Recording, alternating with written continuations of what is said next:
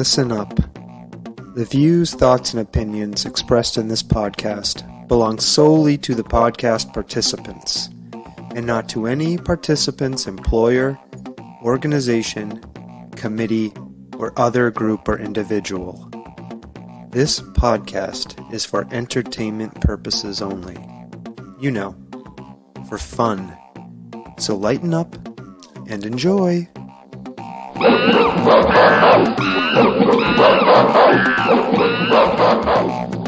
Oh, Stomping Jen. Yes. Hello. Hi. I'm really excited for this podcast. We are going to be talking to Dave Eyerman, a life coach, a shamanic coach, and a licensed acupuncturist. So many things. So many things. I'm so excited to learn about all these things. And as usual, I have so many questions. That's excellent. Okay. Because I have no questions yet. You will have. So you have a list, and I'm happy for that. You will be prompted by my insightful questions. That's right. To have your own questions. Excellent. Okay, are you ready? I am ready. Okay, here comes the intro music. Excellent.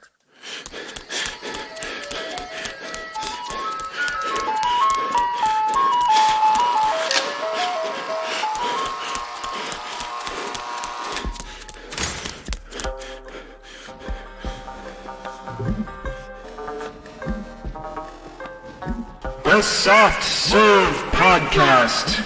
Creamy, delicious ideas without the creepy truck. Stomping Jen. What happened? It's the creamiest, Did the truck get you? the most delicious ideas. Is that a word? Delicious? No. Not a word. If it is a word, it's a terrible word. Doesn't sound very good. Well, how you doing, Stomping Jen? I'm okay. Sorry. What are you sorry for? What's going on I had over a there? braid Space Unicorn's hair. Oh, Space Unicorn, Yes. who recently appeared on our Thanksgiving episode. We heard lots of insightful commentary from her. Yes. Well, it's good for her to be in the podcast studio, even if it's briefly. Yes. We kicked her out. Right, but Yes. for this So we can- episode, let us set Space Unicorn aside and let us say hello to our guest, Dave Eyerman. Dave, hello. Hello. Thanks for having me. Thank you for joining us. I introduced you with a string of titles at the beginning of the podcast episode, and I sometimes get it wrong or I don't emphasize the right things. So we would just want to give you an opportunity to kind of introduce yourself to us and our guests and tell us who you are and why you're here to talk to us today. Sure. Okay. Well, I'm a shamanic coach. I'm a licensed acupuncturist. And those terms, all those terms that you said, all the three things that you listed, I come with all at once. So when someone comes to see me for a session, I don't really say, okay, I'm only acting as an acupuncturist and these other elements aren't there. I'm only working as a life coach and these other elements aren't there. But I don't really have a succinct title to describe all of those together. But essentially, I'm here to help people grow, help people to come to a better understanding of who they are, how they interact with the world, how they fit into the world, and feel better in a more empowered, enriched way of living life. Okay, thank you for that explanation. And that sounds to me a lot like whole person healing, which is what you describe on your website. Can you talk a little bit more about the concept of whole person healing and what the focus of that approach is? Certainly. So one of the great things in Western medicine is that it's our ability to really get into the details. So if I have a problem with my elbow, I get an X-ray and MRI, we can get right down to the specific muscle fiber, the specific tendon right here in my elbow that's causing me some problems. So we're really good at seeing this one little detail, but we lose context. So when I come at it, the way I look at healing, the way that I approach my work, and really the way I approach life is that everything is connected. So I don't really separate out mental issues from emotional issues, from physical issues. They're all one. they might have different weights, at a particular time. If I slip and trip and bang up my knee, that may not have a very emotional or mental component to it, but I'm going to have thoughts and feelings about that. So I really look at everything being connected in that way. And one of the things of say new agey or non-traditional or alternative, I kind of like the term alternative, medicine and approach is that we really come at it from context. Instead of looking at one ant on one leaf on one tree, we look at the forest. Okay. And so I'm trying to think about the person who in non-COVID times might walk through your office doors, or now might meet with you online through a session or something. However you're seeing people who come to you. What would bring a person to contact you and like walk through your door and say, I'm in need of this type of alternative medicine? Like who are the types of people you might see come through your door? It's really funny because a lot of people don't know exactly what I do. So I have people come in. The most common thing that I would say that gets people in the door would be stress and anxiety. Mm-hmm. Those and symptoms related to that. Certainly if we're stressed, if we're anxious, we have our sleep's going to be off, our digestion's going to be off, our mood is going to be off. An old injury can come up, but that's the most common thing that someone comes in the door with, and they don't really know where where they're going to go. But I've had people come in with shoulder issues, and when I first start talking to them, I don't start with "tell me about your shoulder." I start with "tell me where you were born, where you grew up. Tell me about your family. Tell me about your relationships. Tell me about what do you do for work? What do you do for fun?" All that is building context. So then I say, "Why are you here?" And like, okay, well, I'm dealing with anxiety. Okay, well, I already have an idea of your background and what makes you you. So whatever issue someone comes in with, whether it is recovering from surgery or infertility or anxiety or anything really under the sun, I want to understand that in the greatest possible context of who this person is. Yeah. And so go ahead. Yeah, no, thanks. That's a great explanation. And are people coming to you? I imagine there's a mix, but in my mind, there are people coming to you who maybe traditional Western medicine might have failed, right? They may have been on SSRIs, or those are drugs, stomping gen, to treat anxiety and depression, or they may have tried some other like traditional approach, and then they want to try an alternative approach. Is that a typical situation? Absolutely. And they definitely, come people say like, I've tried all these things and nothing's worked, or I know something is wrong, but all the tests come back normal, or I've tried, I want to avoid surgery. I want to get off this medication. I don't believe this is the way I need to live. And that's a common thing. Also, there's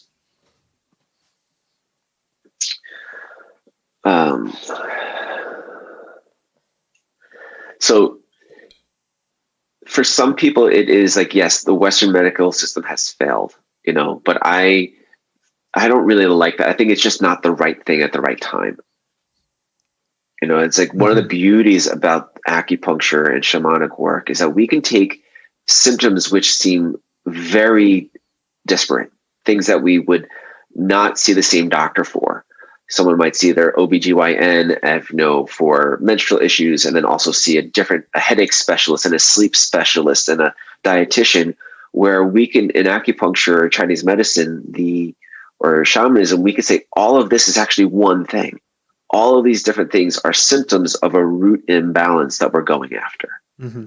So I love providing that different context for somebody to look at, like, oh my goodness, that makes sense as to why this is happening. I'm waking up at 1 a.m.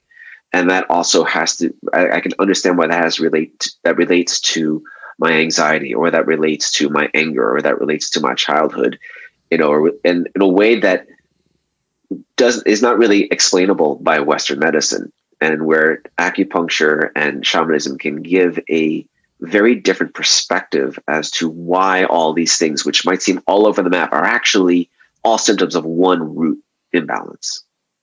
And can people work with a traditional doctor like their PCP and also see somebody like you, a life coach and a shamanic healer? Can you talk a little bit about that?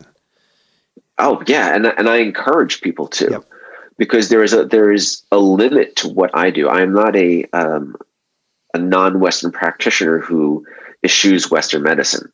Yep. Right. If I'm in a car accident, I'm not calling a Reiki practitioner. I'm going to the ER. Right. Right. Yeah. Right. My family, for instance, genetically, we have high cholesterol. It runs in the family. And despite diet and exercise and things that I can do to take care of myself, I still have high cholesterol. That is still something that I will go and get checked. I think it's important to have that aspect. I think Western medicine is really powerful and can do some amazing things that I can't do, that is beyond my scope. And so I highly encourage people to take it as a balance of what I do, or practitioners like me, what we do, as well as what allopathic medicine provides. Okay, good. I'm glad you said that, because I think some people in their minds, Stomping Jen, might see these potentially as mutually exclusive things, and I don't. So right. I see them as, you can see somebody like Dave and also continue to see your primary care doctor. And and the example that's popping into my mind about how kind of alternative non-Western medicine approaches complement Western medicine was your delivery of Space Unicorn. Dave, like we had a midwife. We didn't have a midwife. Help me out. A doula. Thank you. They're different things. Yep. No, thank you for the course correction. So we had a doula who had spent a lot of time doing deliveries, and I think she had a lot of methods that I would consider non-traditional, and she used a lot of herbal remedies and stuff. Anyway, so we were in the delivery room, and they had Stomping Jen hooked up to all sorts of machines and belts and monitors and stuff, and like one of the monitors started going off, and the doctor like started making these motions like that he wanted to like do a C-section immediately. And because it was a heart rate monitor. Like if you're going to tell the story, tell the story. Yeah. The baby's heart rate monitor. So the heart rate started getting dropping. A little bit. So the doctor, the Western medicine OBGYN doctor, got a little anxious about that. Got a little flighty and panicky. Got a little anxious about it and started indicating that there was potentially an issue. Yeah. And what I loved though is our doula, who was approaching this from a different kind of complementary mindset, who we had taken the doctor aside and said she is part of our healthcare team, and her input is valuable here. You have to listen to her. And he was okay with that. But anyway, she kind of like stepped in. It was like, well, I've seen a lot of this before, and I don't think we need to go cutting anybody open. Like, let's all just calm down. And it all ended up being totally fine. But I think what I'm saying is, like, I'm really glad we had that complementary, non-kind of industrialized Western medicine perspective in the room, because I think it helped everybody, including you. Yeah. So, No, I agree. It is really important to have that balance. And I tell my clients, I work to have my clients not listen to me exclusively. I say, this is what Chinese medicine says, and this is what makes sense to me. If this doesn't make sense to you, or if you try this and it doesn't work, don't do it. Your body holds more wisdom than my brain. Yeah. You're the one actually living in that body. You're the one actually having that experience. So I advise people to talk to their Western medical doctor, to talk to me, to talk to other people, and to get points of data and perspectives from a variety of places, and then make up their own mind what makes most sense to them, what resonates most deeply with them, and then let them be their own primary care, essentially. Yeah.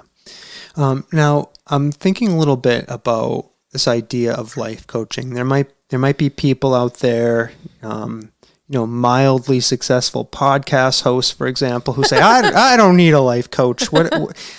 Really? I was thinking you could totally use Dave's whole healing process. I know. Seriously. You're like his exact target audience. Probably. So, I mean, to kind of to that point, why, how can a life coach help somebody? And also I want to keep in mind that you bundle that with some of these other concepts and approaches. I don't want us to lose sight of that, but how do we get somebody to think about, maybe I could explore having a life coach or something like that? Yeah. So that's a life coach. It's a very, I think, broadly defined term, because there are lots of different styles, lots of different approaches. It generally has a less formal aspect than maybe a psychotherapist does. And I'm not knocking psychotherapy at all. My wife is a therapist, so I'm not knocking that modality by any means, but it's a different approach, where I would say that coaching is more about now moving forward, where therapy a lot of times ends up looking back to where we were to understand now to go forward. Where for me, someone's like, I don't feel good and I want to feel better. There's a very present approach to it. The other technical side to it is I don't have a degree in psychology, and I don't have a degree in mental health in that way. So where for a life coach, it's a certification. There isn't really a licensure for it the way there is for psychologists or psychotherapists or psychiatrists, that you go to school for it and it's much more rigorous study. This is more, a life coach is more, anecdotal is the word that comes to mind, but that may not be the best one. It's supportive. And I'm not necessarily friends with my clients. I still have, healthy boundaries in that way. But it's a little less, I would say, rigid and sterile than your typical psychotherapist approach, if that makes sense. Mm-hmm. Yeah, I think it does. Yeah. Now, I want to kind of shift gears a little bit and talk about the acupuncture aspect of your whole person healing practice. Can you just tell us a little bit, for those listening to this who may not know what acupuncture is, or might have a conception about it that doesn't match what it is in practice? Can you tell us what acupuncture is and how it works in your mind? Yeah. So acupuncture is essentially a process of placing these really tiny, very, very tiny, we'll come back to that, needles in someone's body, very not deeply at all, that helps stimulate the flow of their energy. So the acupuncture has a very different perspective on how the body functions and how health works than Western medicine. Essentially, it came about during a time when it was against the cultural morals to dissect a body. So they didn't know the structure of the internal organs. They didn't know that. So the perspective that they came from was that there are these rivers of energy that run through our body, that it just create one very long loop. Because the primary channels create one very, very long loop that run through the entire body. And it's considered river of energy. We use the term river a lot of water analogy. Mm-hmm. So if the river is flowing smoothly, then we're in good health. And that would be mental, emotional, and physical. If there's a hiccup in anywhere in our flow, and that could be because of physical trauma, like I trip and bang up my knee, or an emotional trauma, or stress, or just life being what it is, that's going to inhibit the flow of our chi. So what acupuncture does, what the needles do, is they coax our body's energy to restore a more smooth flowing energy. And is chi a word for that energy? Is that it? Yes. Okay. Yeah, that's yeah. It's got a very, translated over from Chinese, it's got a very new agey kind of name. It's like this universal life force energy. It's very, very new agey and cheesy, but the idea that everything is energy. And my wife and I were talking about this, that, you know, even for people who say like, oh, energy, that's just a bunch of, you know, quack and whatever like that. They still have that experience of being at a sporting event and like, oh, I can really feel the energy of the crowd. Oh yeah. Mm-hmm. And that language is still part of our vernacular, even if people kind of roll their eyes a little bit at the idea of, oh, well, I don't have it. And these little needles, they're not going to, what are they going to do to me? Yeah. And do those needles, when they're applied to the body, do they hurt, or they? No. So this is probably the biggest hang-up that people have with acupuncture is the association with the word needle. And I get it. Like I said, I have high cholesterol, and so I get my blood drawn every so often to get it checked. And I can't stand the hypodermic needles. I have a hard time with that, and I'm around needles all day long. But these acupuncture needles are the size of a cat's whisker. You can get 18 of them into one hypodermic. They are that small. Do they tickle like a cat's whisker? Sometimes they tickle.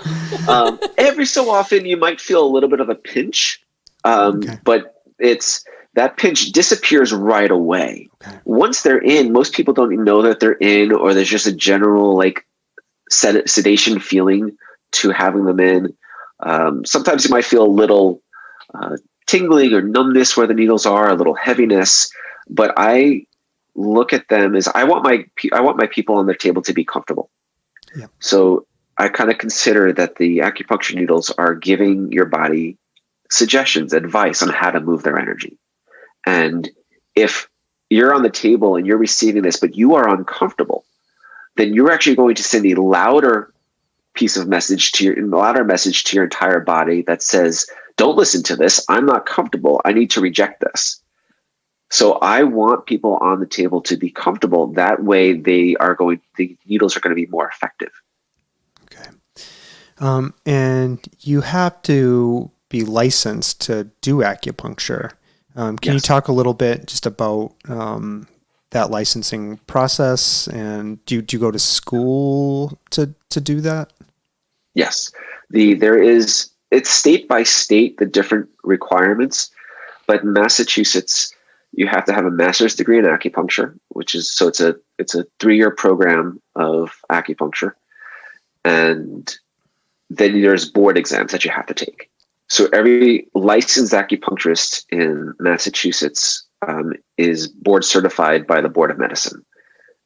And we have to take continuing education credits and continue to renew our license every couple of years.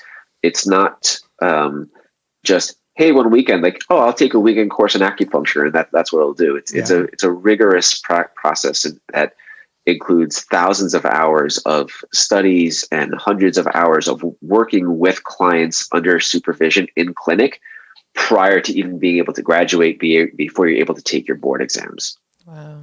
I had no idea about that. I don't know. I didn't know those details, but I suspected it was, a rigorous process.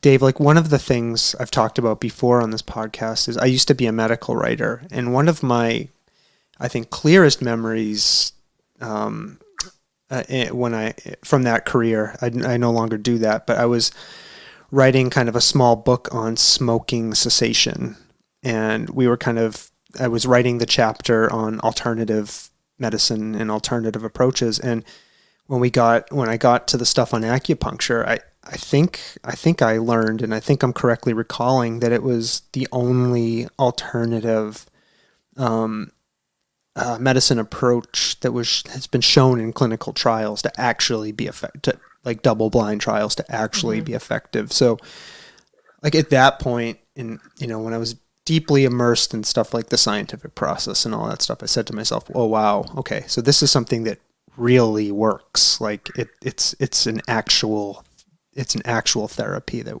works for people. Mm-hmm. And that's an interesting thing. I get that question a lot when people say, oh, what do you do? I'm an acupuncturist. Oh, really? Does that work? And I understand that question, but it makes me smile in part because I know all of the work that goes into becoming an acupuncturist. Mm-hmm. And, like, yes, I went into all of this debt from student loans and I spent all of this time and energy doing this just so I could disprove that this works. Right. Yeah. That must be. But it's thousands of years old. So there, things that are that old that are not workable, that don't actually do something, they don't last. Yeah. They just get phased out over time, because if the proof's in the pudding, if this isn't actually doing something, then it's not going to stand the test of time. Mm-hmm. Yeah. And you talked a little bit about how acupuncture in its practice is a way to kind of tell the body you're not sending the energy to the right place, or maybe you should redirect it here.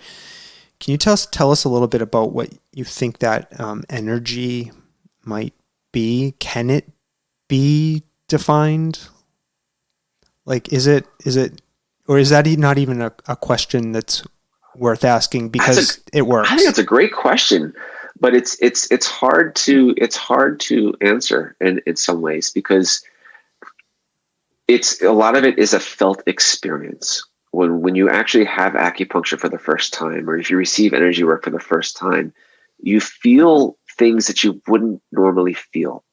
And I've had people who have come in even just for, say, frozen shoulder, and they come in and it's predominantly we're just working on a physical thing. They had surgery and to repair the shoulder, and they just were tentative with the PT, and the muscles didn't really grow and stretch. So we need some help moving that around so they can get their range of motion back. And even with that, they put some needles in and they're like, I don't know how to describe it. I felt these waves of energy, and I felt warm and tingling. And like the words that people use, it's one of the places where the English language kind of fails us, because we don't have adequate descriptors for what those sensations are. It's what energy is. That's a hard question. And also sometimes our offer is that potentially that question is trying to scientize a very organic process. Yeah. Yeah. Does that make sense? It does. Yeah, totally.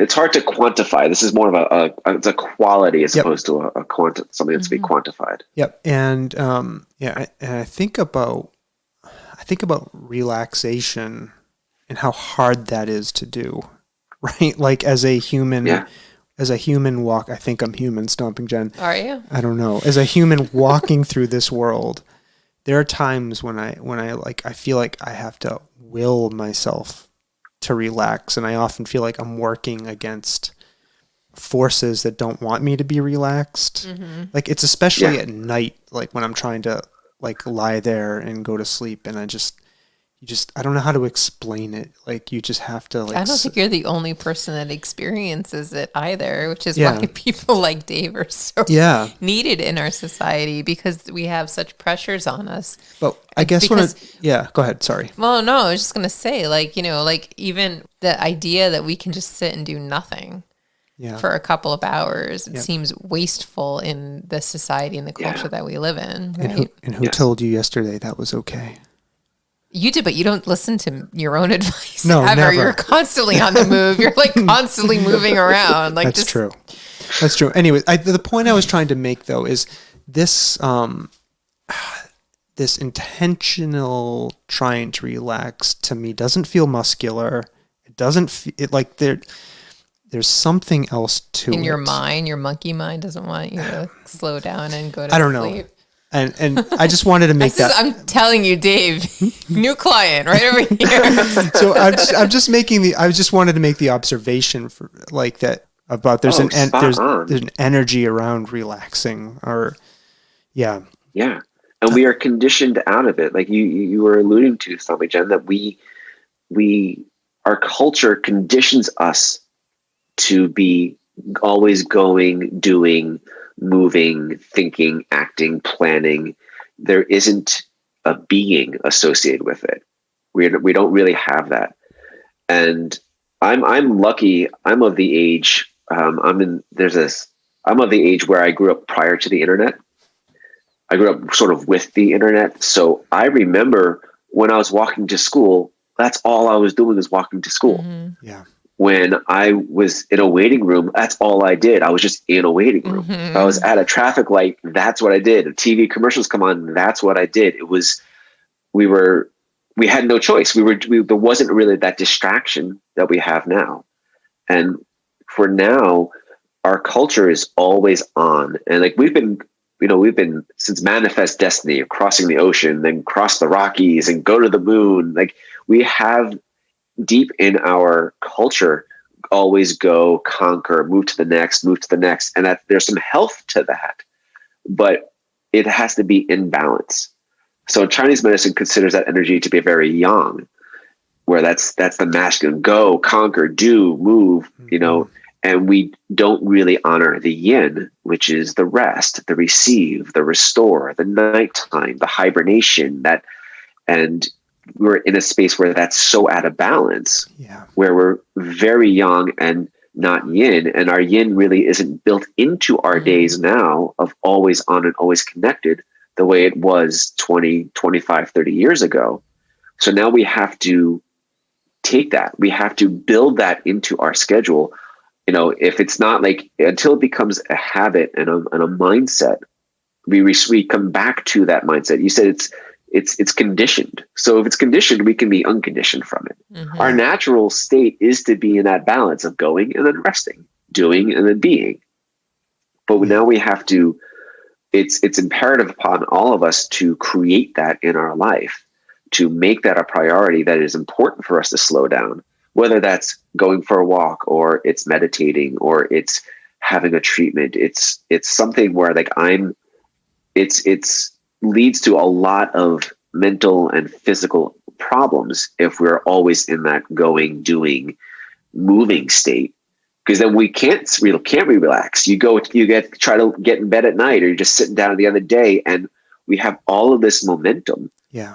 Like we're going 65 miles an hour on the highway. We take the foot off the gas. Your car is still moving at 65 miles an hour down the highway. It doesn't suddenly come to a stop. And then when we do try to relax, it feels uncomfortable to us because we have all these pressures telling us we shouldn't be doing that. I just have to tell you both that as you're telling us this, my watch just yelled at me to stand up. Well, we should smash your watch to pieces. Yeah. It also told me to breathe 10 minutes ago. Okay. So apparently I'm not breathing and I'm not standing up. Okay. I know I wanted just to ask about, for somebody who's thinking about getting acupuncture. I know a lot of health insurances cover acupuncture. And I know this question is in some ways, I'm trying to, I guess, get an answer about where our healthcare system is with its perception, not even our healthcare system, our insurance industry, and what that says about us and all of that. Right. So I can understand. So acupuncture is covered by insurance, and that's with a giant asterisk on that. Okay. Right. That is a plan to plan thing. There are some insurance companies that will say, yeah, we cover acupuncture, but the fine print is we only cover it for this number of visits. We only cover it for these specific diagnoses. That someone comes in like, oh, I've got this, covered, and then the fine print is actually you don't. Mm-hmm. So it's a little tricky. And the part of the reason for that, I would say, you ask the question like systemically, is I can understand from an insurance standpoint that they're going to cover things that we know work.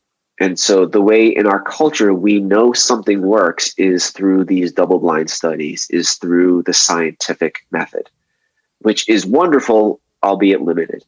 Yeah. And so with that, those companies that say we cover acupuncture for only these diagnoses, it's because those are the ones that have been specifically studied and done in rigorous through the scientific method studies, and they say, okay, well, we know this, so we'll cover it. So it's and to each insurance company and each insurance plan is going to be different underneath that. So there isn't a blanket answer to that, which is unfortunate. And I don't want the medicine that I practice to be just for those, just for the wealthy, but it's also there's a balance there of, I do understand. Forget about. I mean, we could go off on a tangent, talk about the capitalist view and of big pharma companies and big insurance companies. I'm sure that plays a part to this, but just from a more grounded place. Yeah. If people are interested in acupuncture, they should still, give you a call or contact you and at least discuss, options, right? That is, even if their insurance may not cover it, they should at least give you a call and talk to you. Yeah. Right. And one of the most primary things that I tell everybody who calls me, whether they end up working with me or not, is that it's about the relationship that you have with your practitioner. Right. Right. Just like if you're going to go see your PCP or an OBGYN or a mechanic, like you want to be like, I trust this person. I feel this person is on the level. They're authentic. They speak my language. They're paying attention to me.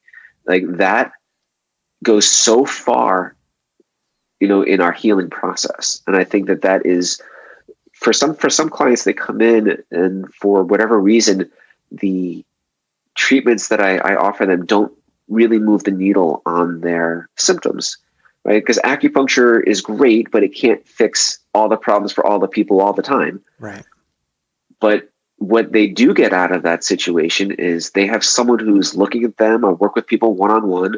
I look at them in the eye. I ask them all about their life. I'm reflecting back to them what I see and hear. And that alone is very healing, regardless for like an emotional standpoint. And I feel seen and I feel comforted and I feel heard. Even if, yes, okay, my back still hurts or I still get a headache. It's like, you know what?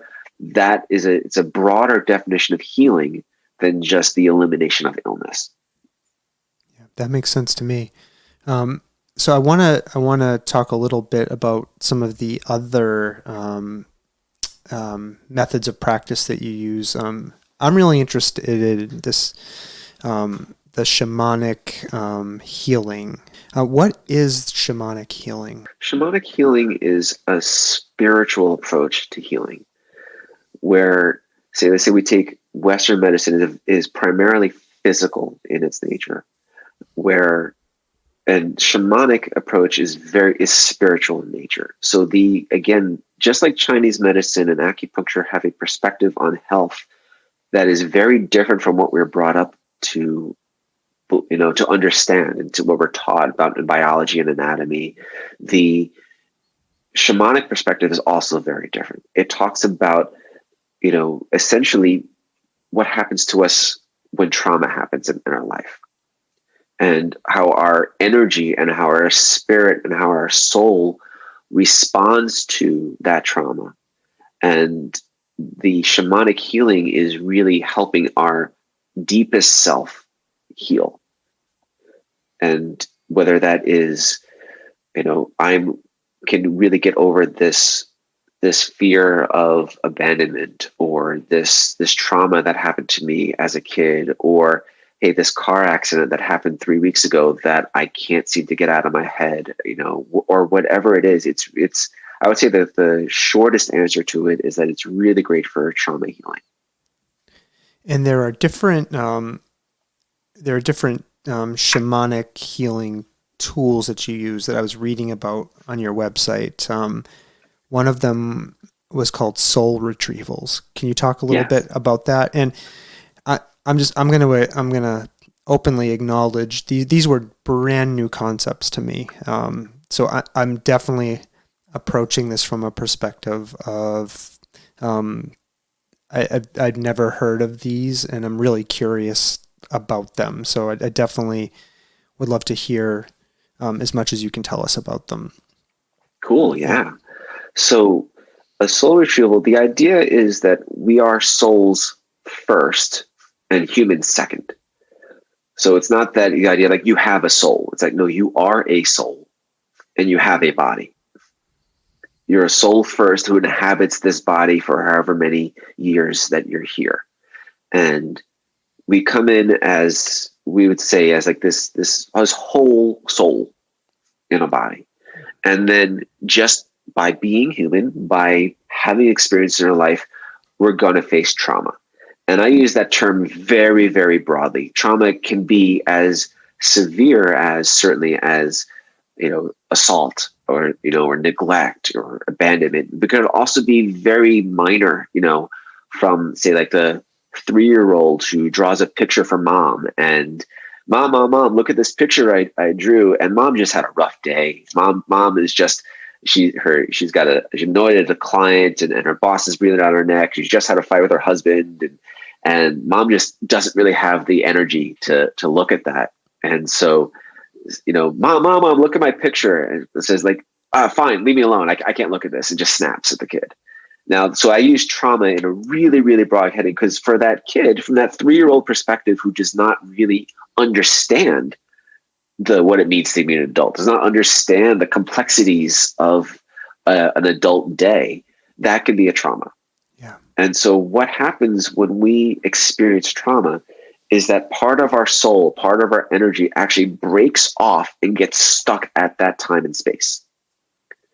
So it's the idea that while, yes, we're sitting here and we're talking on this day here in 2020, there is still parts of us that are in 1985, 1992, that are just stuck in that time, even though we know what day it is, who the president is. We can look at the newspaper and understand that.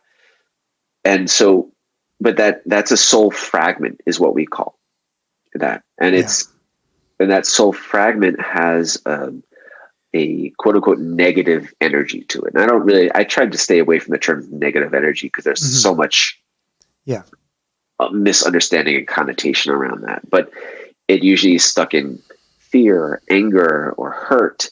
And that is going to play out in our life present day. So if we have a situation now where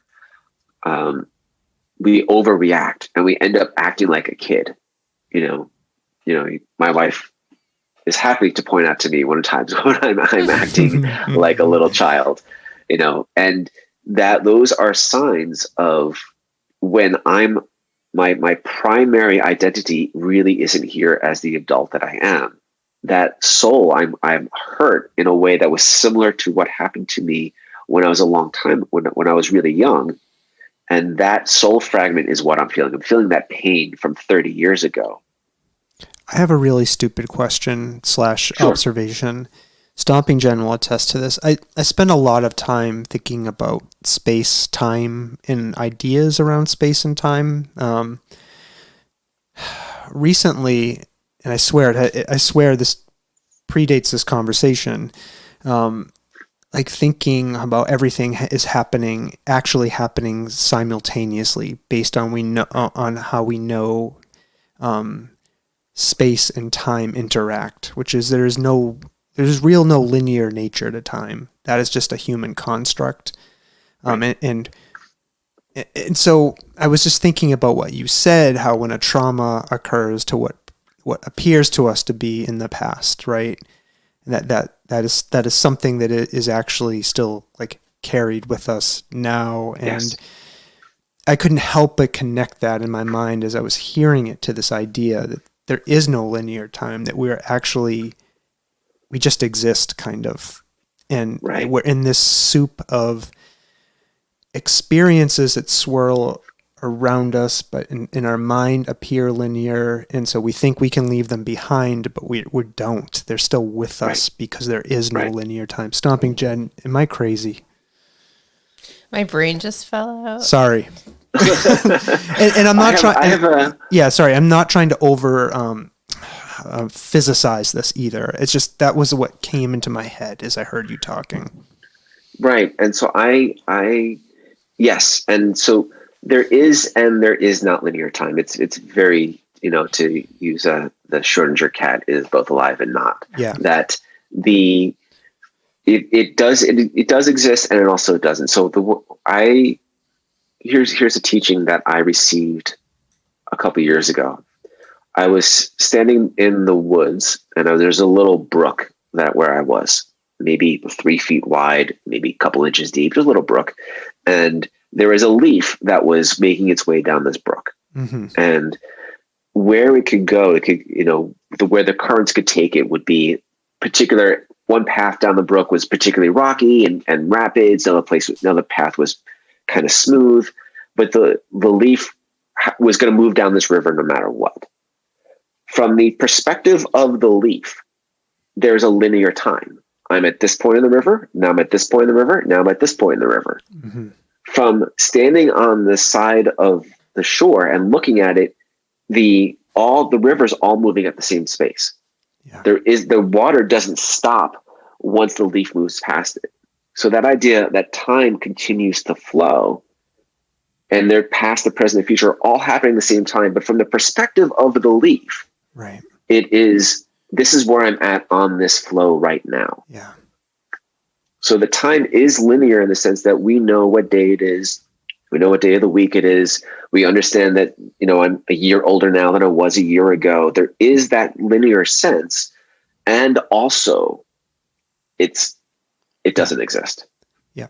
I guess we can see ourselves aging, that sort of thing, I guess, is a measure of I don't know. I'm not very good with this kind of stuff, I have to be honest. But I can think about it from the perspective of from what Dave's saying, there are specific moments that you can recollect pretty vividly. Not every moment of your life, but there are those certain specific moments that I know that your work may be specific to, trauma or, healing, that energy. But, I can think of positive experiences too, where I have very strong recollect of a day or a moment or, whatever. So I like that idea of the soul fragments, staying with that energy in that space or whatever. So, but you didn't finish telling us about what happens. So you do this soul retrieval work, and then I'm assuming you revisit those places. There's several ways that it can be done, but essentially the soul retrieval, the details of the process can happen lots of ways, but essentially the soul retrieval process is we're going back and we're finding that soul fragment back in its place of wounding from however many days, weeks, months, years, decades ago. And we are healing it and bringing it up to date. We're reconnecting it with you here now, mm-hmm. in whatever day you're in. We're bringing it back to the present. So you are, that's the healing that happens, is that it doesn't mean you're never going to angry again. It doesn't mean you're not going to get betrayed again. It doesn't mean you're not going to experience these things again. But when these things happen, you're not going to be feeling the pain and have the physical symptoms and the mental symptoms that were generated from years and decades mm-hmm. of built up experiences and just latent trauma. So I'm 41. If I have a soul retrieval from, if I have a soul fragment from when I was 3, if I get triggered now, I'm feeling 38 years worth of pain. Mm-hmm. Yeah. But if I have a soul retrieval done, or, and that soul fragment gets brought back to me and makes me more whole now, then if a similar wound happens again, I'm not feeling 38 years worth of pain. Right. And whatever, energetic crying out or energetic issues that this soul fragment is causing in my system now, whatever, from a scientific standpoint, whatever chemicals that my brain is, or hormones my brain is quietly releasing a little cortisol, quietly a little stress. There's all day, every day, quietly releasing a little bit of grief into my system all day, every day, that is what stops. I kind of think of it as, if there's a fire burning, we don't want to just, open up the windows and clear out the smoke. We want to put out the fire. Mm-hmm. Thanks for that explanation. Another tool for the shamanic healing approach is the healing shamanic journey. Could you talk a little bit about that one for us? Sure. So a shamanic journey is the main tool of shamanism, of shamanic healers, of shamanic practitioners. I also want to note that I think it's important to note that I am not a shaman, and I don't use that term for myself. I feel that's incredibly disrespectful to use that term for myself. You can't be a self-appointed shaman. Okay. It is a community-appointed term in tribal communities. So, but the healing techniques are available to us. Okay. Just like I can cook sushi, even if I'm not Japanese. Yep.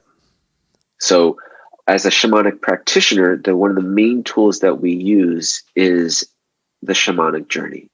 So the shamanic journey, what it is, it's, again, that can be done multiple ways, but can be described in a Western standpoint. So like there's a trance-like state that the practitioner goes in that allows them to communicate with spirits. They communicate, kind of travel, if you will, through time and space as guided. A more spiritual perspective that's saying the same thing is that the shaman actually, their spirit leaves their body and travels through time and space where they need to go to receive whatever healing has to happen. And that can happen in infinite number of ways. So that could be just coming back and being like, giving somebody information about this is what's going on. It could be, what we are actually there for whatever reason. It appears in this journey that there's an energetic knife stuck in your heart. So we're pulling that knife out, and that resolves someone's chest pain or anxiety or tight or stabbing pains in their chest. Whether, it ends up being, this is also, we asked about, insurance before, is that this stuff is not provable. Right. This is, again, it's experiential. Anything with energy work, anything with the healing, with the human process, the human condition, spiritual growth, spiritual learning is experiential. Yeah, and for me, I don't want to overstate this point, but I think for anything that isn't objectively provable, there has to be an element of spirituality and faith, right? Yes. In what you're engaging in. So I kind of, one of the questions I had written here was, when we're talking about spirits, are they in this practice model, are they literal? Are they metaphorical? And what I'm hearing, based on your example of the knife in the heart, they could be both, like depending on where you're coming from and where you're at in your life. Right. Yeah. And there are so many layers of detail underneath the calling of spirits. Yeah. Right. Because there are, in shamanism, there are benevolent helping spirits, that sometimes are called power animals or guides or upper level teachers. There are also spirits of the land where you live. There's the spirits of, the animals and plants. In shamanism, I don't know most, but many native tribes don't have a word for object. Everything is a being. So they talk about the star people as beings, as people with personalities. Mount McKinley, which was originally named Denali, got renamed back to Denali officially. It's its name is like, that's the spirit. The mountain is alive. Western science says, no, that's just a rock, or it's a collection of stone. But in shamanic work, these are beings who have personalities, who have wisdom to offer, who have energies and thoughts and perspective to aid us in growth when we're in healthy, right relationship with them. That's fascinating. So another tool in that tool set is shamanic extractions. Yes. Can you just talk a little bit about that too? Sure. An extraction is essentially if something's in your energy that shouldn't be there. If there's an energy that is not of yours, that is unhealthy, that shouldn't be there, there's a tool called a shamanic extraction. Like, we're going to take that out. We're going to extract that. That's the short version. We want to ultimately, the way that I work, and I think the way, a healthy practitioner works, is we want to understand why it's there in the first place. We're not just taking something out and being like, okay, go on your way. It's like, okay, we want to take that out and understand, like, why did that happen? So you can understand that and learn so you don't have something else come back into that same wound in the future. Yeah. I like that, Stomping Jen. Mm-hmm. All right. So I want to shift gears a little bit, kind of probably outside of your direct area of practice. There's some questions that came to my mind as I was thinking about our conversation, and Oregon jumped into my mind. That state being the first to legalize the use of psilocybin in therapeutic settings. For people who don't know, psilocybin is the psychoactive component of magic mushrooms and other fungi. So I wanted to ask you this question. If you had any thoughts on the use of plant and fungal based medicines like psilocybin, cannabis, ayahuasca, ibogaine.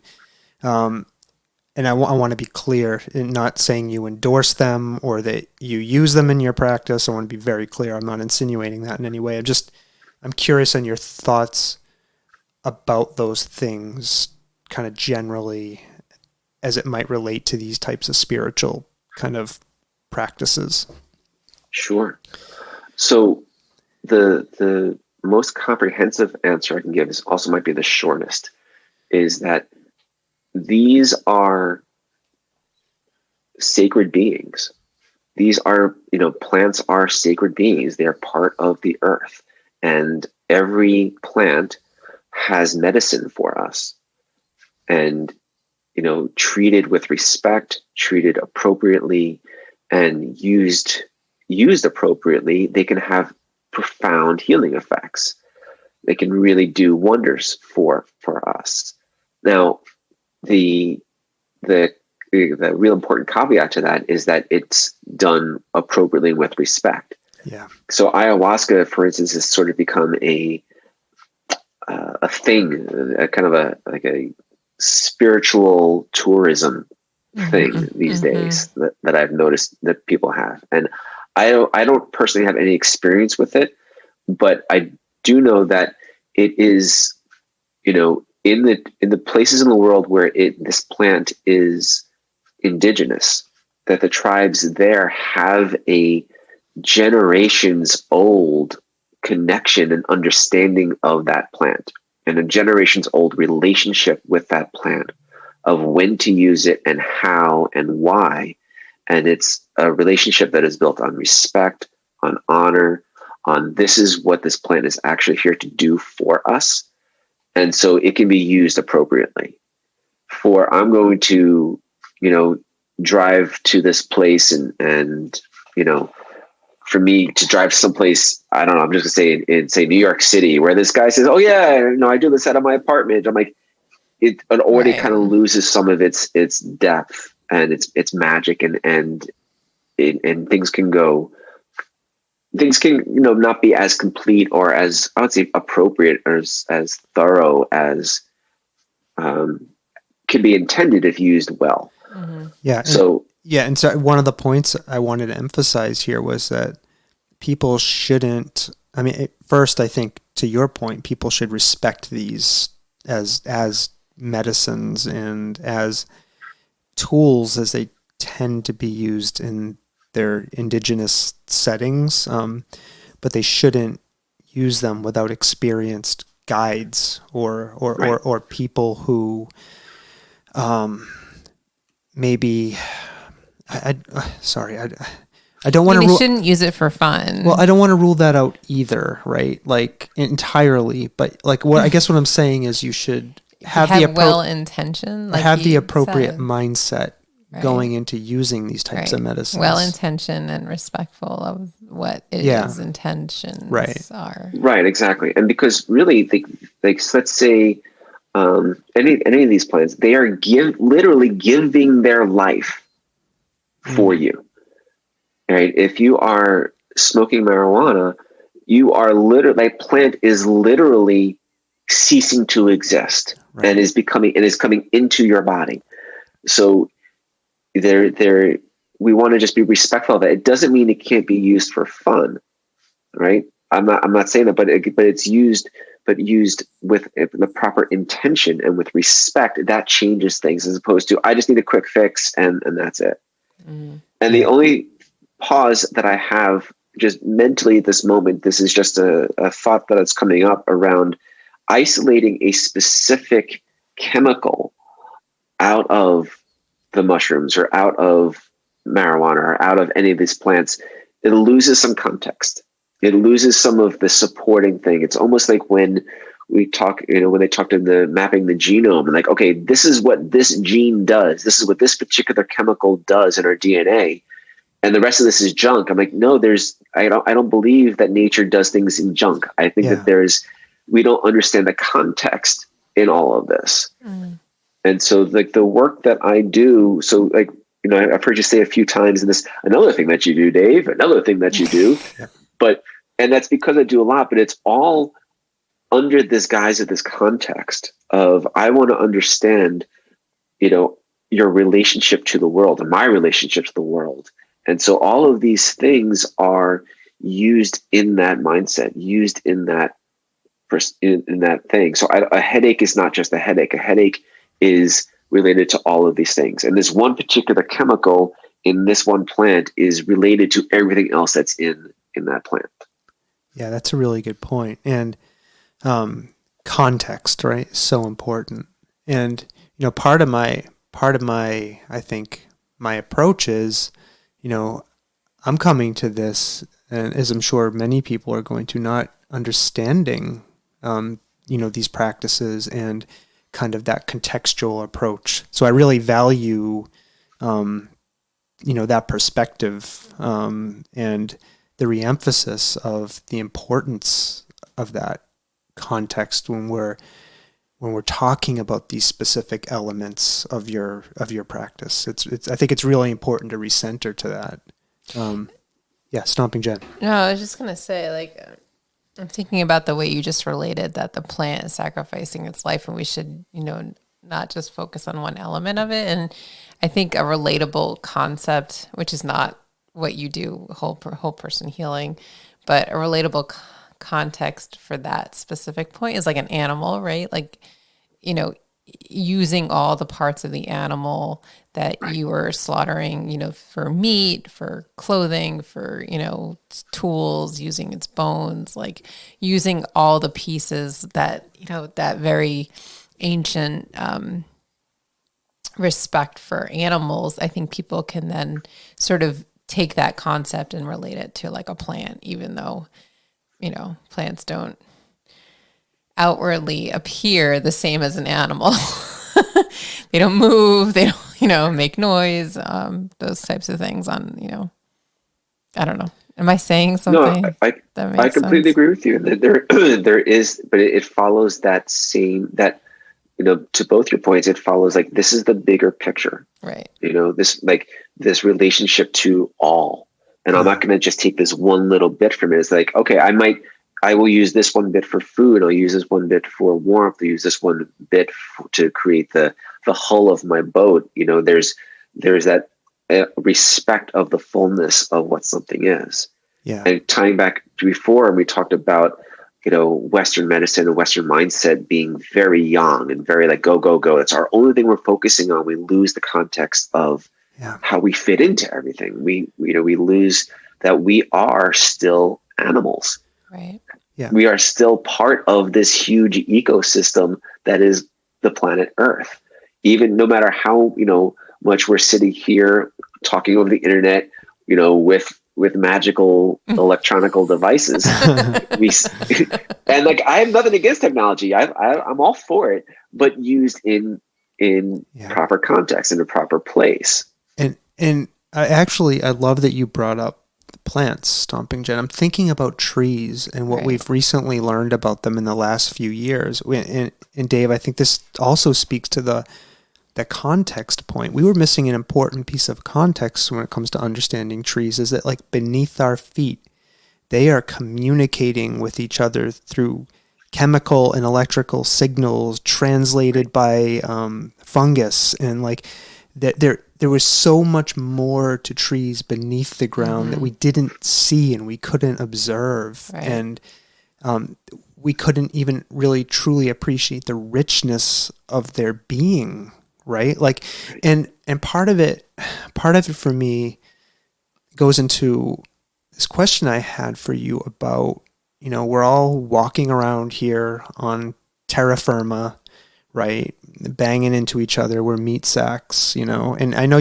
I know, and probably believe there's more to that, but that's like one of my questions, kind of even as it relates to the trees, is like, do you think there is more to our existence as beings? I know you've already answered this, but than we see kind of on a day-to-day basis.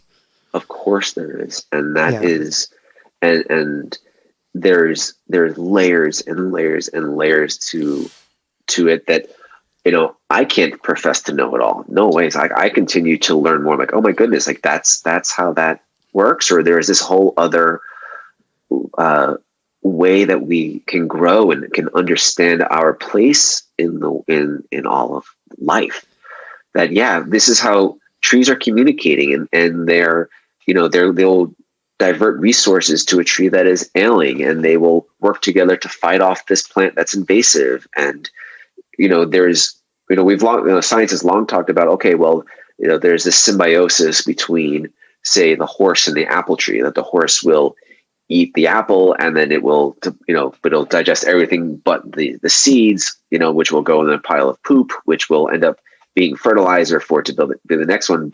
And that's true, but there's so many more layers to how this is all fits together and how we all connect. And I think it's fun. I think it's fucking awesome to discover this. And I get such a passion and excitement for, oh my goodness, this is here too. And this is this other thing. And it just adds so much more honor and reverence to life. And that is something that I think is so sorely needed as an antidote or a counterbalance to the way our culture has gone.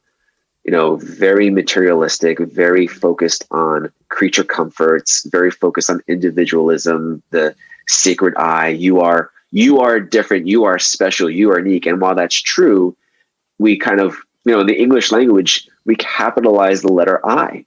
We capitalize the pronoun I. Like that, just, we are the most important word in the sentence. Huh. And like there has this like little thing of like how important the individual is. And it's not the individual isn't important, but we lose the idea of context. We lose the idea of how we fit into so much more in the world. That discovering that is just it's humbling, and it has a natural sense of reverence and honor and like, oh my goodness, there all is this. Oh my goodness, I'm nothing compared to all of this. This is incredible. Like the pandemic. Yeah. Like the pandemic, which is terrible and awful. And, but, at the same time, there's this, people are, and I don't know how long it'll last after the pandemic, ceases to wreak havoc on our world and our culture. But yeah, I mean, I've been thinking about this a lot, right? Like, so it's great in a lot of ways, right? But it's also been, I feel like, harmful in some ways, especially the inability to like physically be with people the way we like to be. And I think the pendulum's going to swing back the other way. I'm going to be walking down the street, hugging everybody I see, and just like probably will be thrown in jail for assault. Over hugger over here. Yeah, I mean, and maybe that maybe that's part of correcting the social energy for a bit. Yeah, I don't know. In a way, if we think about the life of a society and the energy of a society, we're all bottled up now. Yeah. Right. I mean, it's really, so the spiritual perspective is one that takes the really big picture, right? It's the context that all this other stuff is operating underneath. So when, from that big picture, we would say that the coronavirus is part of this ecosystem of the planet. It is a being just like every other thing, quote unquote, thing on the planet. It has a being, so it has a purpose as part of this global ecosystem. And this global ecosystem is going to be mental, emotional, and physical. Right. So from a big picture perspective, the question is, what is this doing? What is its role? What is its purpose? What is its medicine for us as part of this giant ecosystem? Right. And you guys are hitting on some of it. And like, I certainly can't profess to know all of it because I'm living through this too. I don't have the gift of hindsight, but certainly to show that, it is non-discriminatory as far as age or race or gender identification or sexual orientation or nationality, or belief system. Like it shows the interconnectedness of all of us. Yeah. And it's for some people, it's the medicine of like what is really important and forcing us to slow down. We talked about a couple of times tonight about how, we're going and doing, and we don't have that time to be still, where now, it's forcing us into that space. Yeah. So there's more to it. And this is not to, gloss over those who have been personally affected by it. And I don't mean to just gloss over that, like that doesn't matter. But I'm just speaking strictly from the big picture view here. Yeah. No, I don't think you were coming across that way at all. I definitely got the idea you were talking in the bigger picture. Do you think, based on the work you do you think about life after death and whether something like that might be possible? Like, yeah. I keep saying to myself, that may not even be the right way to ask that question, right? Like, life after your physical body ceases to operate. Physical life one piece of a larger type of existence? Have you contemplated that question based on what you've seen? All the time. Can you share a little with us? Yeah, and I think I might have said earlier that I come from a perspective that we are a soul first and a human second, so that our soul transcends our individual humanhood.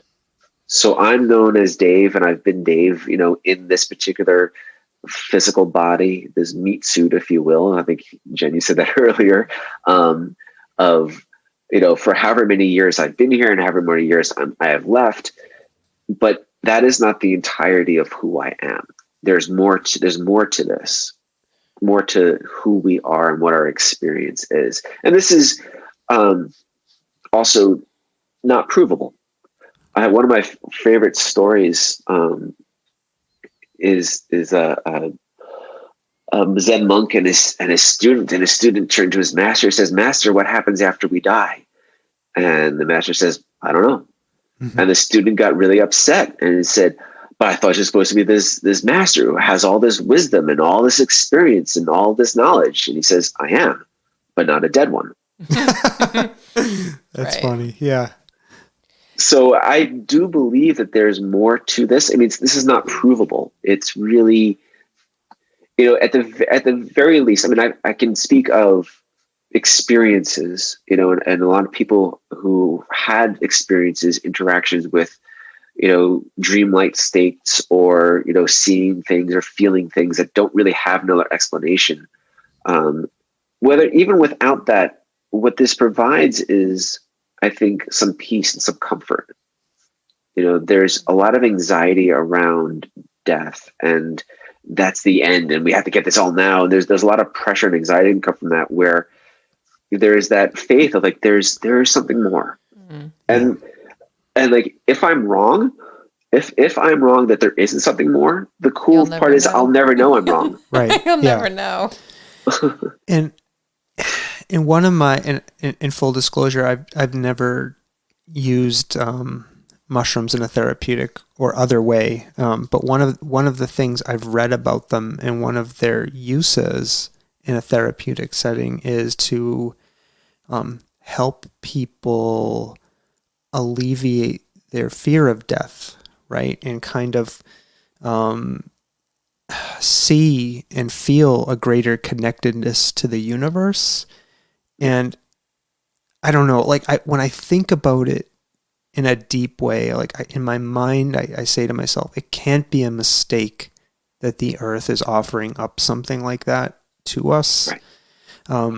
And it's almost a near universal experience across cultures, like for people who use these substances in that way. And I don't know what to make of it. I'm not professing to know what to make of it, but I'm just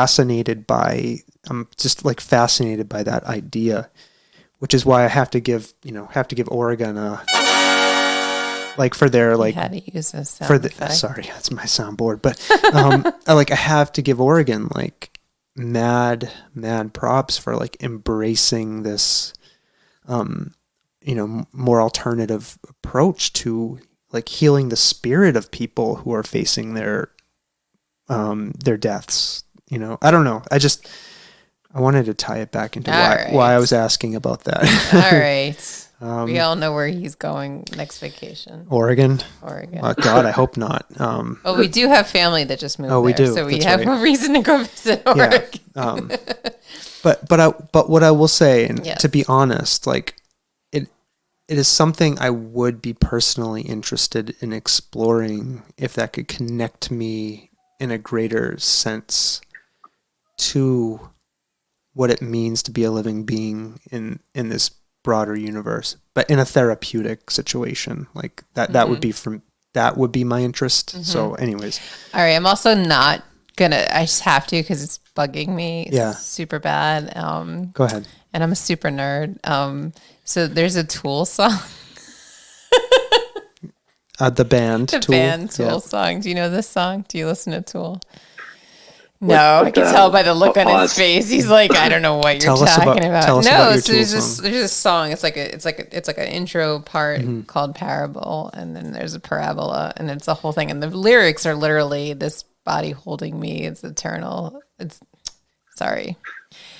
I can't think of the lyrics. Don't make me do Tool lyrics, but I have it running in my head right now. But it's all about how, your body is just a vessel, and that the pain that you're feeling is not real, that you are eternal. And well, I mean, I often have the feeling like I could burst out of this physical form and like transcend it. You never feel that way? That's what it says, like all this pain is an illusion. Yeah. Right. I mean, I yes, and I think I love that is. I don't know that Tool song. I will send it to you. Perfect. Yeah, please do it. But I love that these things are in these ideas are in our culture all over the place, like little nuggets here or there. Mm-hmm. Prior to this, we were talking about Star Wars, and like that.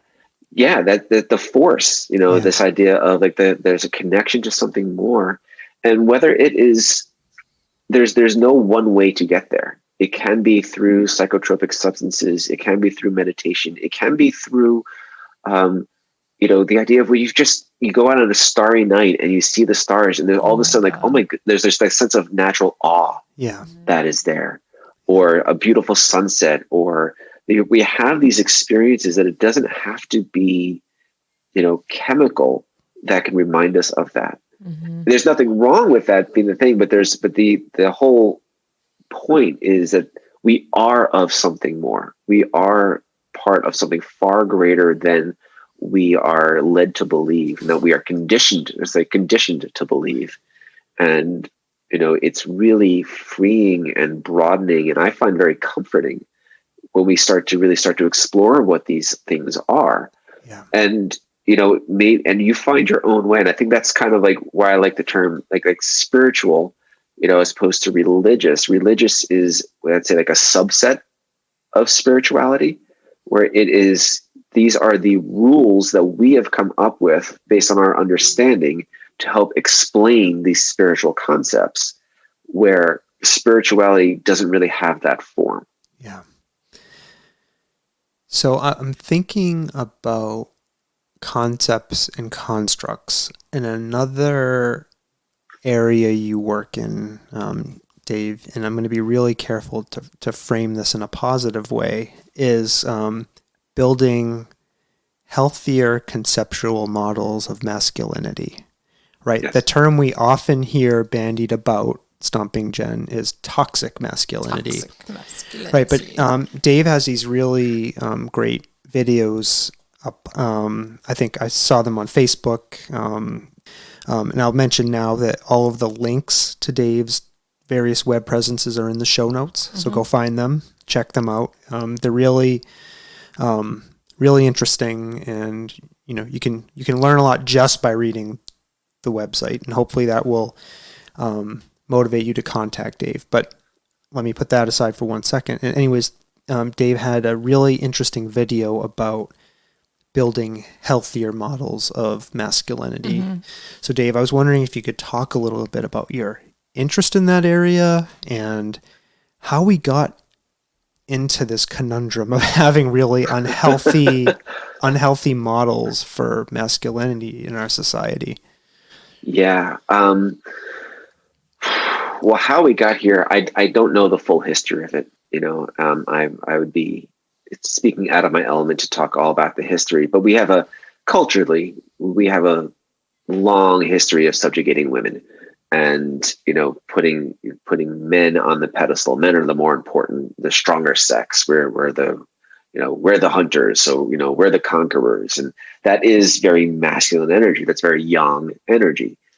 However, it's so where we are now is just that kind of run amok. I think that has just run so far that there isn't that counterbalance. We talked about yin and yang before, just in our day-to-day life, and in our culture is very yang without having that built-in yin, that quiet, that receptive, that reflective space.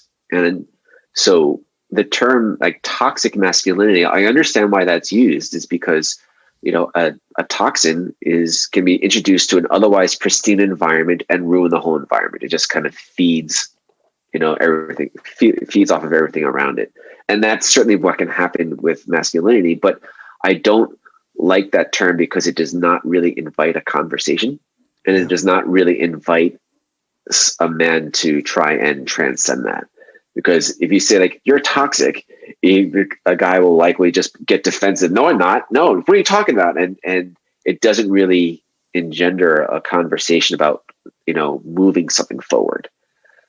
So for me, a broader definition of masculinity, or manhood rather, is one that has both aspects of masculine and feminine there. The ability to be strong and be decisive and make decisions and act and be clear, and also to pause and to reflect and to think about, to receive, to be soft. Like that adds a whole greater dimension to what it means to be a human, and I would say in the last 50, 60, 80 years, women have really stepped more into a space of empowerment. I probably started, maybe with suffrage rights 100 years ago, and then World War II, when men went off to fight and women started doing more of the traditionally masculine roles in culture, and the women's movement in the 60s and 70s and perpetuating to where we are now, is that women have gained a greater sense of their own masculinity, their sacred, their internal masculinity, and where men have not changed. Why would we? I mean, life's been good for us. Why would we need to? But as women have gathered more of their masculine side, it is important. It's always been important, but now for even more so important for men to really claim that side of femininity within themselves. And that doesn't mean, that we end up, in colloquial language, saying, oh, you just be a sissy and you're soft and you're just weak and you're only that. It's about having a balance of, masculine and feminine energies within us. And I think that is, again, something that is sorely needed these times. And it's something that I have a passion about. I didn't realize like the conditioning that I had growing up as what it means to be a man, and until I got to a certain age, and particularly with my wife, she started calling me out on all these things. And I really kind of boiled back down to, oh my goodness, look at the sense of entitlement that I have, that like, I'm assuming that you're wrong, and I'm like, how could you dare question me that idea? What, Stomping Jen? He like shot me this look. Was it a? How dare you? No, I'm sorry, Dave. We didn't mean he to was interrupt joking. You. Sorry. No worries. The question I think that's coming into my mind. I know an increasing number of people who I'd say are non-binary, right? Who don't identify as male or female. Is there a space, I think, in terms of thinking about these energies around masculine, feminine is there a, I guess, how can we be more inclusive? I'm trying to think, how can these models that we think of in terms of male and female energy be more inclusive? Right. I mean, because I think, yeah. Sorry, I was just going to say, I think these folks have always been with us, right? I think mm-hmm. this self-conception of being non-binary is probably as old as people are, right? And we're now, I think, mature enough as human beings to begin to recognize it and give voice to it, at least in our current society. And I'm aware there are many indigenous cultures that had space for people who are non-binary. But for us, our exceptional individualistic American society. Yeah. Yes.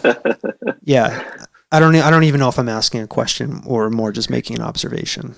Right. No, but I'm with you on that. And like the bottom line that I think is, that term binary, it's this or it's that. And that runs us into trouble. Where if we consider, these ideas to be these are more fluid, that it is healthy. If you identify as male, you identify as female, you identify as something else entirely, cool. But we all have these masculine and feminine energies within us.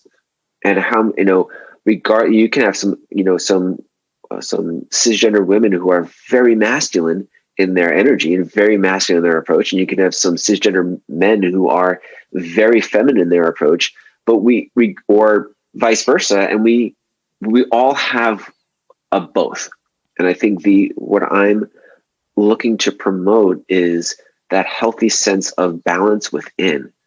And not everybody's good. It's not about being 50-50. It has to be exactly 50% masculine energy and exactly 50% feminine energy. But there's to allow for that flow within each of us, even those who are very clear that they're heterosexual and they're cisgender, that even under that, we still have both. And it's healthy to have a mix of both of those energies to live a more complete, full life, a more complete, full sense of who we are, that transcends what actual label, whatever letter you put, in your driver's license application or on top of a form at a doctor's office. It's more about the energy that is within us and how we are choosing to embody that and how we are choosing to live and look at ourselves and interact with others based on the qualities of masculinity and the qualities of femininity. In my mind, like you kept talking about yin and yang, like I could see it as like a circle with those, the shapes, the traditional, and then they shift and they move and they, Yeah. Yeah. I don't know. That's what's my mental picture of this topic. 100%. It's fluid. It is fluid. The idea that there are these rigid camps. You're either in this camp or you're in this camp. That really gets us into trouble. Yeah. I mean, speaking from personal experience, there are times when I definitely feel like more feminine energy than masculine energy. Like I do. There are times when I feel way more masculine energy than I do feminine energy. Like I do feel that shift inside myself. Yeah. And I think that the point is that it's healthy to do that. And I think for men in our culture, we are not trained that that's healthy to have that flow within, that we are told we only have to be this one way, and any acceptance or any expression or acknowledgement even of that feminine energy within is bad, is wrong, should be shamed, should be shamed of. That is what I'm trying to, steer against, is to say internally we have both, and it's actually makes you, a better person to embody that. Actually makes you, if you identify as a man, it makes you a better man to have both, where our culture says no. The irony of it is that the idea of, saying like, okay, if I look at some of these more feminine qualities, that makes me weak. But but the reason that men don't ultimately is because they're scared of doing that. They're scared of looking at that, which is inherently a weakness. It's a grand irony in that way of like trying to avoid looking weak, and it actually is weak. I've always viewed feminine energy as potentially the stronger, more powerful energy, just because of its involvement in the creation of life. That's right. I don't know, but again, I don't know where we push babies out of our bodies. I don't know where. Well, not all of you, but I don't know where I learned that. That's my point. Is that I think these are learned behaviors. And I guess, and I don't know if I asked the question in the right way, and I don't want to put too fine of a point on this, but I'm thinking, can we have models that address unhealthy masculine energy for people? There are people out there I know who say, I don't feel either male or female. And can we have a space in energy work for those people too? I think that's what I'm. Yeah, not only can we, but we think we need to. And okay. and like I would, I'm not here to put words in anybody's mouth, and I can't speak for anybody's experience. And but I will say that for people who may not identify as male or female, and that's a title, right? That's a moniker that someone will use to describe something. It's like it's not neither red nor blue. It's kind of somewhere in the middle there. I'm like, cool. I don't really identify as either of those things. That's fine. But the idea of masculine energy and feminine energy is kind of like archetypical ideas, archetypical energies that we all embody. And so even if someone doesn't necessarily, I identify as this particular label, still, has the qualities of masculine energy and feminine energy within them. Okay. Still has the qualities of action and being proactive and, a sense of pride and conquering and doing and that masculine side, and also has that element of, quiet and stillness and reflection. Regardless of what title you put on it, those energies still exist in everybody. Can I just reflect back on what you just said, Dave, which is like, okay, so if I'm not red and I'm not blue, but I'm purple, I still have red and blue in me, right? Because without red and blue, I can't make purple. Yeah. I agree. Okay. I think. Yeah. Yeah. Are you not sold on this concept?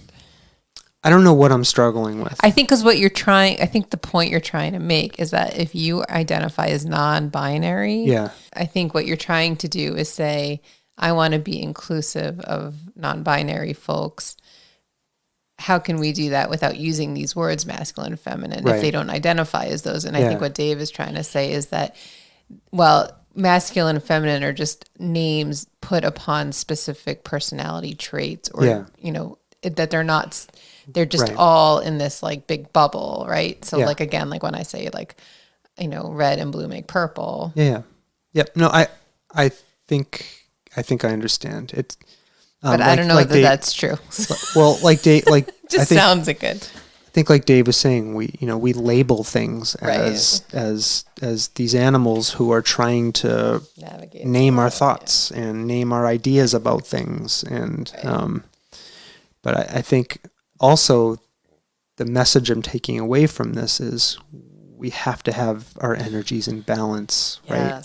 And that goes back to the idea of whole person healing, right? And right. It's instead of like trying to put people in, you know, identifying as this particular, you know, I need to be in this box, or in this box, or in this box.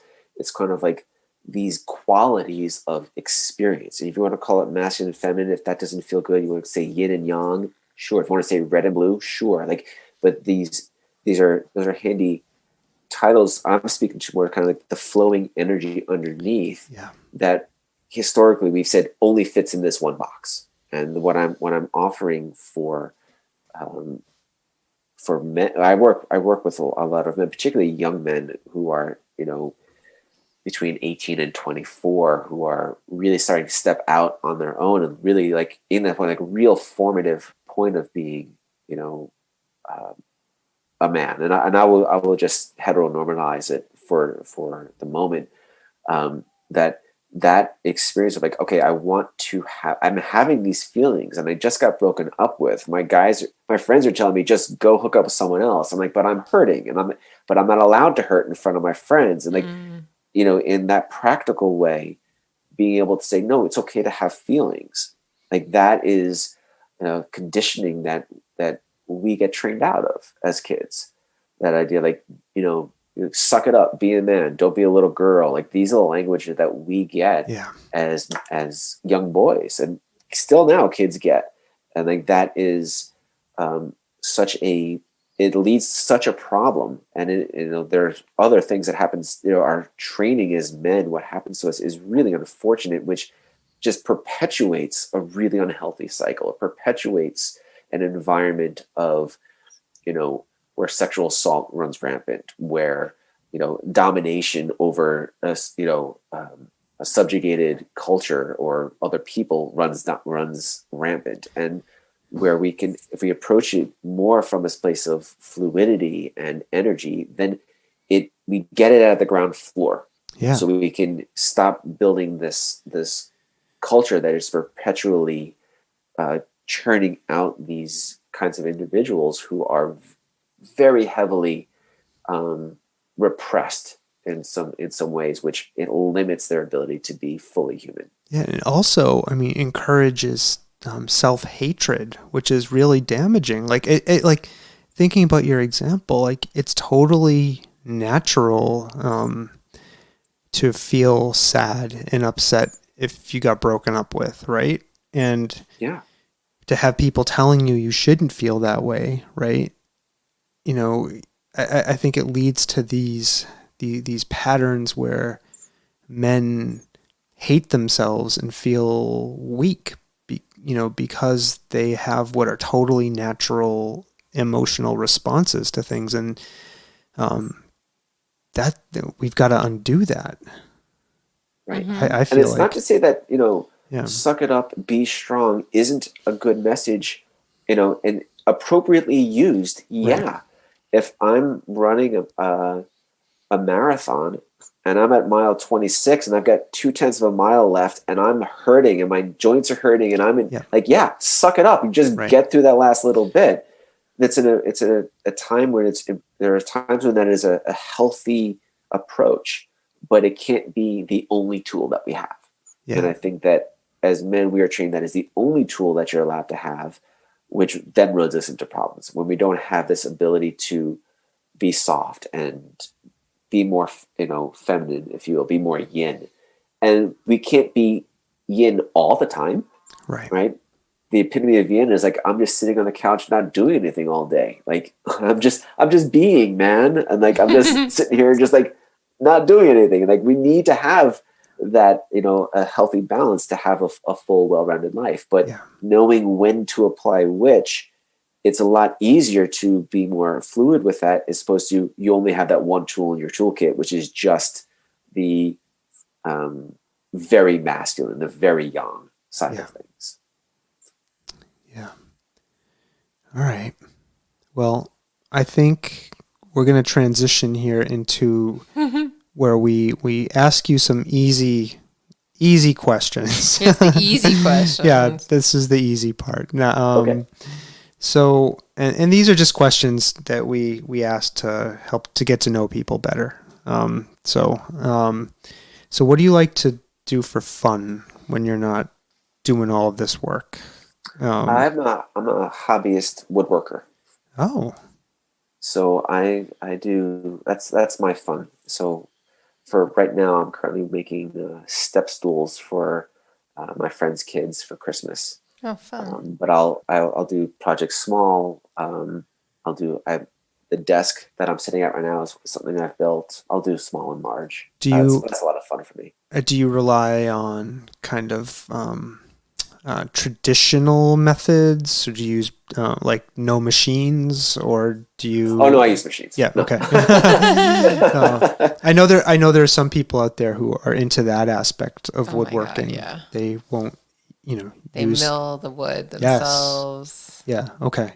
Is that what I think that would be cool. I mean, I do work with some freshly milled wood, but I use machines to plane it so it can be. I love the wood. It's got like the live edge to it.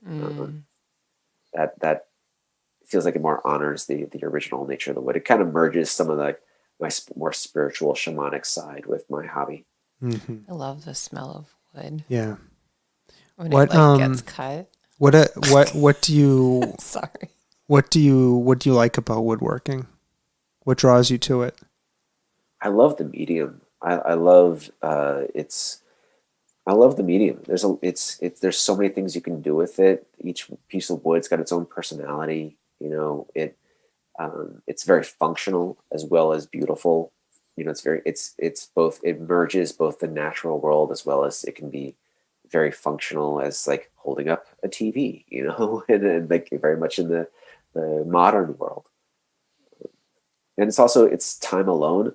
I have a wood shop set up in my garage, so that's time just for me. Yeah. Yeah, I'm thinking one of the things I like about working with wood is like the more energy you put into crafting it and shaping it, you can draw out something beautiful that you didn't see in it before. It's kind of like hidden. There's like, I don't know, like when you stain a piece of wood, right? Or apply a nice oil to it. You're like, whoa, all of that was in there? That's amazing. Yeah.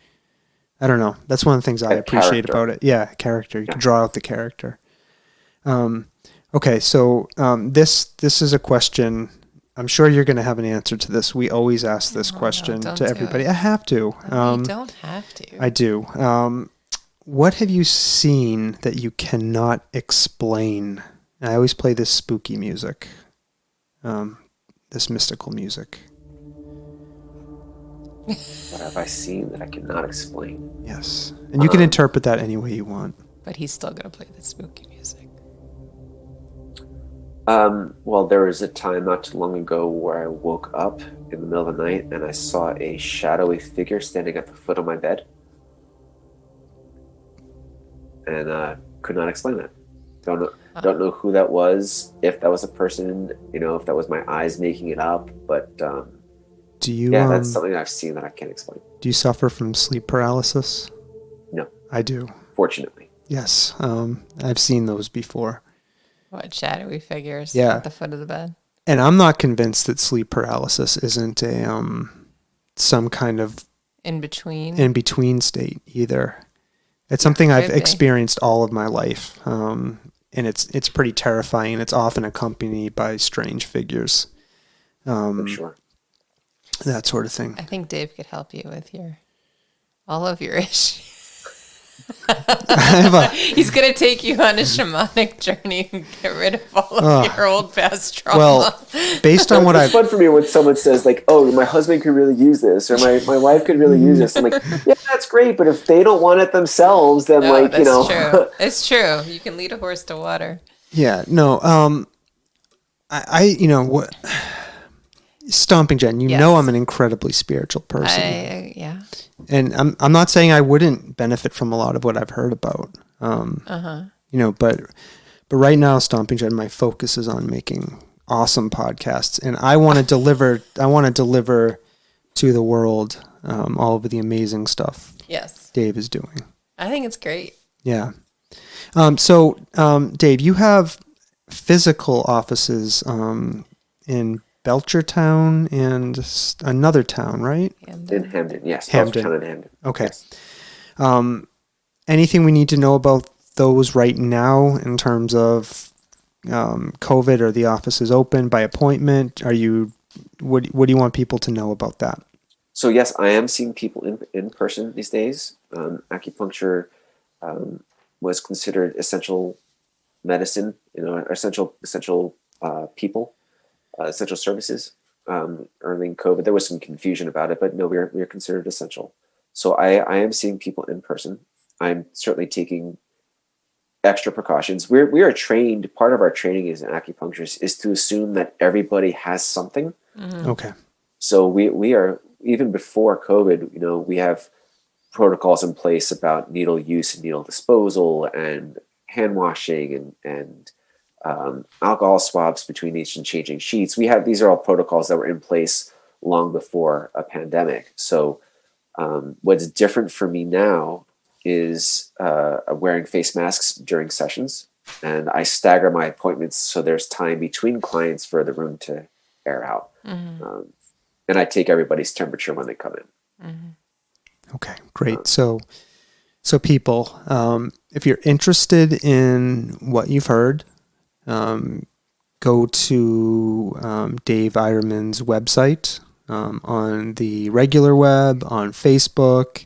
I will have all of the links in the show notes. We'll be putting them out in all of our social media posts. You can find them there.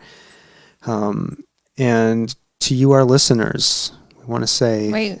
What? We didn't ask him if he has anything else he wanted to say. This is why you're a fantastic co-host. I'm like a bulldozer. Yeah, he's like question. I'm always moving ahead. Please, Stomping Jen, ask the question. I just want to give you the opportunity that if there's something that we neglected in our thorough research and to ask you about that you want to mention, or anything that you want plug that you're into these days, or anything, giving you the opportunity and the floor. Thank you. There are actually two things. One is just kind of to sum up all of what we've been talking about, all these different modalities that I use. We couldn't quite know what to call me, what I do. Mm-hmm. And essentially, because all of these things, I come from a place of context, mm-hmm. whether it is energy work or acupuncture or coaching or shamanism, or men's work, I'm coming from a place of like big context and trying to have everybody find a place of balance, of empowerment. And all of these things are just tools in my toolkit to help people move forward. Sometimes people come in specifically for acupuncture, and that's all we do. Sometimes people come in specifically for acupuncture, and we don't do that because these other tools are more appropriate. My thing is I have all these tools, but you come in, and what do you most need on this day is what we're gonna work to get. Mm-hmm. So all of these things, they kind of fall into a cohesive unit, or cohesive package. The idea of learning more about yourself, coming to a place of greater inner peace, a place of greater balance within yourself, greater relationship with the world. That's the core of what I do. And so it involves coaching, it involves energy work, it involves acupuncture, but it doesn't have to. It is free form, it's organic, it is individual, depending upon what you need on a particular day. Mm-hmm. So that is, I want to just kind of like put a package up, put a bow on all of these things. That's kind of like when someone comes in, like there's like, you have all of that at your disposal. and we can just see what is most appropriate for you at that point. Awesome. And the other thing is that I also do some teaching. And so I teach shamanic work. So I have a year-long program that I call Walking the Shamanic Path that I'm currently teaching. Mm-hmm. And I'm a little more than halfway through this program. There's another one going to be starting in 2021, both online as well as in person. But it is a program for people to discover their own shamanic connection, or to have those experiences more with the natural world, to go on this place of exploration of like, what is out there? How do I fit in it?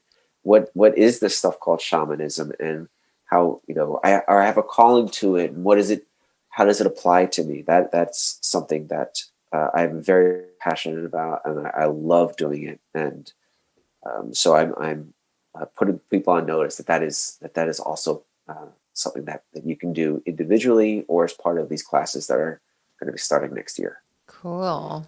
That's awesome. Very cool. Yeah. Spreading the love and knowledge. Yeah. I love it. Very cool.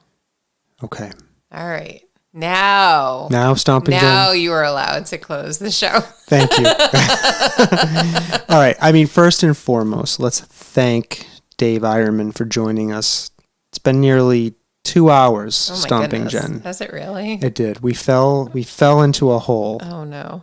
I mean, that was a good thing. Yeah, no, it is a good thing when I look down at the timer and see it's been almost 2 hours. So Dave, thank you so much. Yes. I mean, I learned a lot. I value your approach and what you're doing for our community, and wish you luck as we all move forward together during these times and beyond. These unprecedented times. Yep. To our listeners, I have a message for you. Uh-oh. And that is the same message I give you every time. Oh, okay. Which is, thank you. Thank you. I love you. I don't know about Stomping Jen. God. She may not love you, but I do. And that's what's important. There is much love from the Soft Serve podcast. Okay. To all of you out there. Why can't you say that you love them? Okay. Anyways, let's move on. Thank you. Listeners, we love you. How's that? Yes, that's right. We love you. Small favor to ask you. If you haven't already, please subscribe to the podcast, download, and most important, Stomping Jen. Share with a friend. Share with a friend, right? We want other people to hear all of this goodness. Right. Okay? Mm-hmm. And we have some really great stuff coming up. Yep. So keep listening, and we'll see you for the next one, right? That's right. Okay, here we go. We can say bye now. Oh, yeah, we have to say it. I'm going to say it. Okay. Bye now. Bye now.